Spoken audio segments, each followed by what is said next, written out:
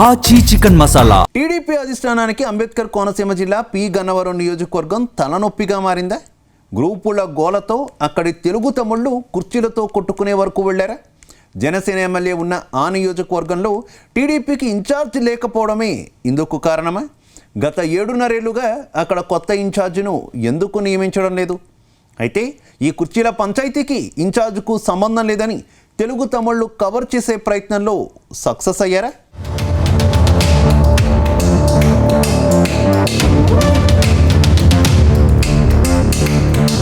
అంబేద్కర్ కోనసీమ జిల్లా పి గన్నవరం నియోజకవర్గంలో కుమ్ములాటలు మరోసారి రచ్చకెక్కాయి. కొంతమంది కార్యకర్తలు కుర్చీలు విసరడంతో 2 వర్గాలు చీలిపోయిన తెలుగు తమ్ముళ్లు రచ్చరచ్చ చేశారు.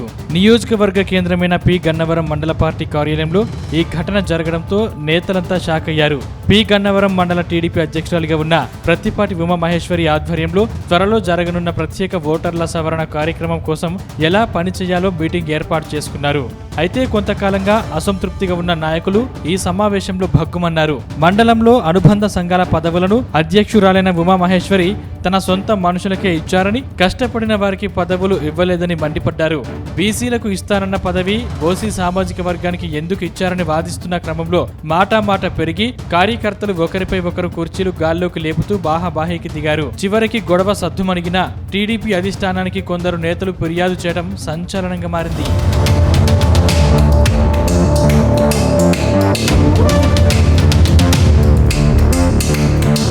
ప్రస్తుతం ఏపీలో ఉన్న 175 నియోజకవర్గాల్లో పి గన్నవరం నియోజకవర్గంలో టీడీపీకి అయోమయ పరిస్థితి ఉందని తెలుగు తమ్ముళ్లు స్వయంగా చెప్తున్నారు. 2019 ఎన్నికల తర్వాత నుంచి అంటే దాదాపుగా 7 సంవత్సరాలుగా ఇక్కడ నియోజకవర్గ టీడీపీకి ఇన్ఛార్జ్ లేరు. 2019 ఎన్నికల తర్వాత అప్పటి ఎమ్మెల్యే అభ్యర్థి స్టాలిన్ బాబును పార్టీ నుంచి సస్పెండ్ చేశారు. అప్పటి నుంచి 3 సభ్యుల కమిటీలతో నియోజకవర్గ టీడీపీని నడిపించారు. 2024 ఎన్నికల సమయంలో మహాసేన రాజేష్ కు టీడీపీ గన్నవరం టికెట్ ప్రకటించారు.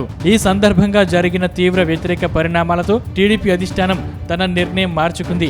మరొక అభ్యర్థి దొరక్కపోవడంతో ఏకంగా టికెట్ నే జనసేన పార్టీకి విడిచిపెట్టేసింది. దీంతో చివరి నిమిషంలో హైదరాబాద్ లో పోలీస్ అధికారిగా పనిచేసే గిడ్డి సత్యనారాయణ ఇక్కడ టికెట్ దక్కించుకుని ఎమ్మెల్యే అయ్యారు. చేతి వరకు వచ్చిన ఎమ్మెల్యే టికెట్ జనసేన పార్టీకి వెళ్లిపోవడంతో పి గన్నవరం టీడీపీ శ్రేణుల్లో అయోమయం నెలకొంది.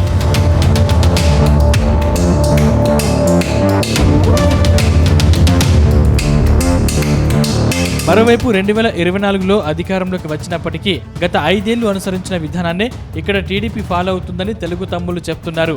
ప్రస్తుతం నియోజకవర్గ ఇన్ఛార్జిగా ఎవరిని నియమించలేదు. టీడీపీ అధికార ప్రతినిధి మోకా ఆనంద్ సాగర్ అలాగే సీనియర్ నేత దాసరి వీర వెంకట సత్యనారాయణతో కలిసి 2 సభ్యుల కమిటీగా నియోజకవర్గంలో పార్టీ కార్యకలాపాలు నిర్వహిస్తున్నారు. అయితే నియోజకవర్గ ఇన్ఛార్జిగా బలమైన నాయకుడు పట్టు లేకపోవడంతో ఇక్కడ టీడీపీ ద్వితీయ శ్రేణి నాయకులు తరచూ గొడవలకు దిగుతున్నారు. కొన్ని సందర్భాల్లో టీడీపీలో కొట్లాటలు, మరికొన్నిసార్లు జనసేన పార్టీతో గొడవలు ఈ నియోజకవర్గంలో సర్వసాధారణంగా మారాయని నేతలు స్వయంగా చెప్తున్నారు.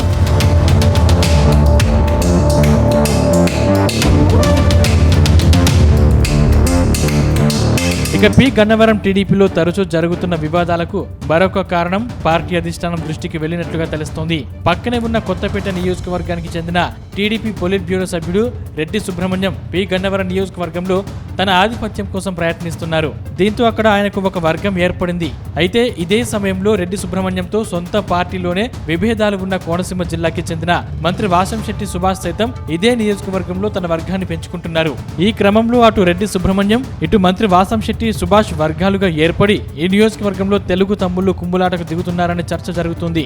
దీంతో టీడీపీ అధిష్టానం ఏం చేయబోతుందనేది ఆసక్తికరంగా మారింది. ఇప్పటికైనా నియోజకవర్గ టీడీపీ ఇన్ఛార్జిని నియమించాల్సిన పరిస్థితి ఏర్పడటంతో ట్రబుల్ షూటర్ గా పార్టీ అధిష్టానం ఇక్కడికి ఎవరిని పంపిస్తుందో చూడాలి.